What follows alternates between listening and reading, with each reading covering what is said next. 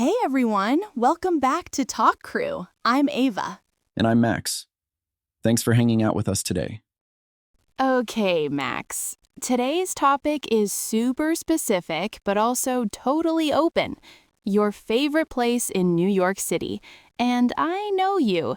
You've got like 17 favorite places, depending on your mood. 17 is actually accurate, but there's one spot that always wins.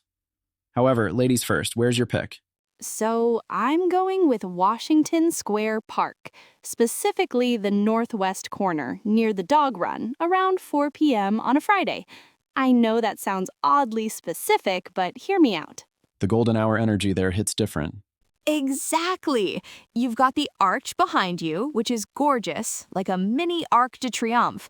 But then you have this chaos of jazz musicians, students from NYU with their laptops, toddlers chasing bubbles, and these really serious chess players who look like they've been sitting there since 1987.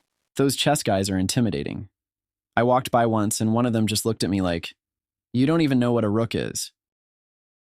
Right? But that's what I love. It's this perfect cross-section of New York. It's not touristy in a Times Square way. It's touristy in a I'm experiencing real city life way. Plus, you can grab a coffee from that tiny place on McDougal, sit on the benches, and just watch street performers do these wild acrobatic shows. The drum circles get intense, though. Oh, absolutely. Sometimes it's peaceful jazz. Sometimes it's a guy with a bucket and two sticks playing what sounds like experimental industrial music. But that's the charm. You never know what you're getting.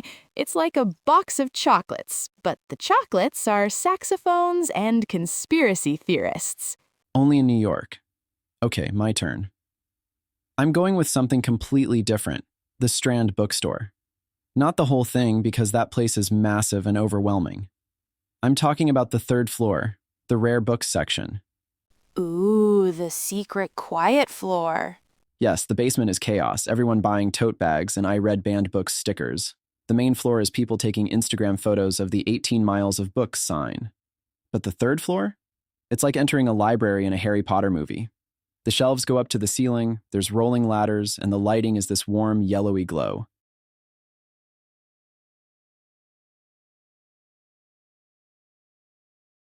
It smells like old paper and wisdom.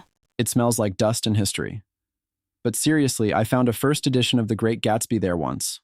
Didn't buy it, because it was like $8,000. But I held it. I held Fitzgerald's words from 1925. That gives me chills. I've never even been to the third floor. I always get distracted by the discount carts outside. The carts. That's the beginner level. $5 hardcovers, people fighting over the latest Sally Rooney novel. But upstairs, it's a different world.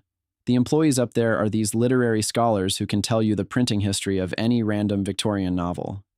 I once asked about a blue book with a bird on it, and this guy gave me a 20-minute lecture on ornithological references in 19th century poetry.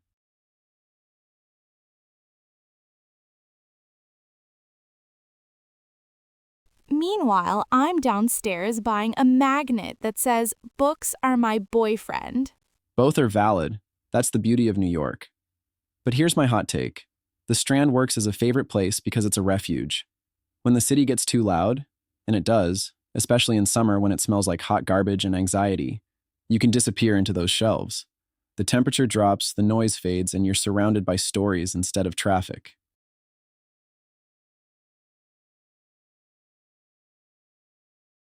Okay, real talk though. Let's help people who've never been to NYC. If someone is visiting for the first time and can only go to one spot, which would you recommend? My park or your bookstore? That's brutal. Washington Square is free, outdoors, and you get the classic I'm in a movie feeling. But the Strand is cultural. It's intellectual New York. I think it depends on the weather. If it's sunny, definitely the park. You can get a slice of Joe's Pizza. Oh my gosh, I didn't even mention the food proximity. The food is crucial. Near Washington Square, you've got Joe's, you've got those Belgian fries on 2nd Avenue. And the crepe place, that tiny window on McDougal where they make them fresh and you eat them on the street and burn your tongue because you can't wait. NYC street food rule. If it doesn't slightly injure you, was it even worth it? Exactly. Meanwhile, near the Strand, you've got, what, Starbucks and that overpriced ramen place? Hey, there's that old Italian bakery on 12th Street, the one with the rainbow cookies. Oh, true. Venero's. Old school Italian pastries. But you have to walk a few blocks. The park wins on immediate food access. But the Strand wins on bathrooms. Clean, accessible, no need to buy a $3 water bottle to use the code on the receipt. Fair point. The park bathroom situation is rustic. Let's call it an authentic experience. Authentic is a nice word for bring hand sanitizer. So, for beginners listening, if you're planning a trip, start at Washington Square around 3 p.m. Watch the street performers, feel the energy, take the cliche but necessary photo under the arch. Then, if it rains or you need a break, hop on the subway, it's like 2 stops, and go chill at the Strand for an hour. Best of both worlds. That's actually a perfect itinerary. Very Ava and Max approved. What about you, though? Do you have a specific memory at the Strand that makes it your favorite? Like a moment that locked it in? Yeah, actually. 3 years ago, I was having a terrible week. Work was rough, my apartment had no hot water, and I was just done with the city. I wandered into the Strand, not to buy anything, just to escape. I went up to the 3rd floor, found this beat-up copy of The Little Prince, and sat in this green velvet chair they have in the corner. I read the whole thing in, like 2 hours, cried a little. And when I left, the sun was setting over Union Square, and the city felt magical again instead of exhausting. That's beautiful. The Strand healed you. It sounds cheesy, but yeah. That's what favorite places do, right? They're not just locations, they're emotional reset buttons. Totally. For me, Washington Square was where I realized I actually lived here. I moved from Ohio, and for the first 3 months, I felt like I was visiting. Like any second, someone would tap me on the shoulder and say, "Okay, tourist, time to go home." But I was sitting on those steps by the fountain eating a pretzel, and this pigeon stole my pretzel, like aggressively. And I yelled at the pigeon, and a nearby New Yorker said, "Yeah, they own this city, not us." And I laughed, and I thought, oh, I'm a New Yorker now. I just got initiated by a pigeon.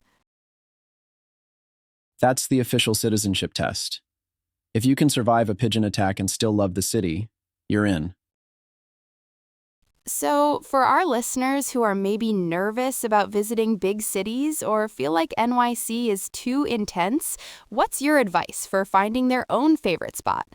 Don't follow the crowd.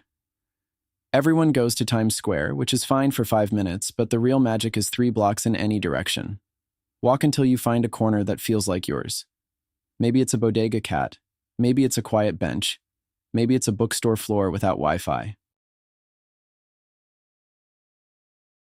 And don't be afraid to look like a tourist. Take the photos, read the maps, stand in the middle of the sidewalk looking confused. Who cares? New York belongs to everyone who loves it, not just the people who've lived here longest. Well said. So, Washington Square Park and the Strand are official Talk Crew recommendations for your next trip. And if you visit both, tag us on Instagram. We want to see your photos. Unless it's a bathroom selfie from the park. Keep those to yourself. Oh my God, Max! Thanks for tuning in, crew. If you liked this episode, hit that subscribe button and leave us a comment telling us about your favorite place in your city. We'll be back next week talking about our favorite comfort foods. Spoiler, mine involves melted cheese. Mine too. Bye, everyone. See you next time.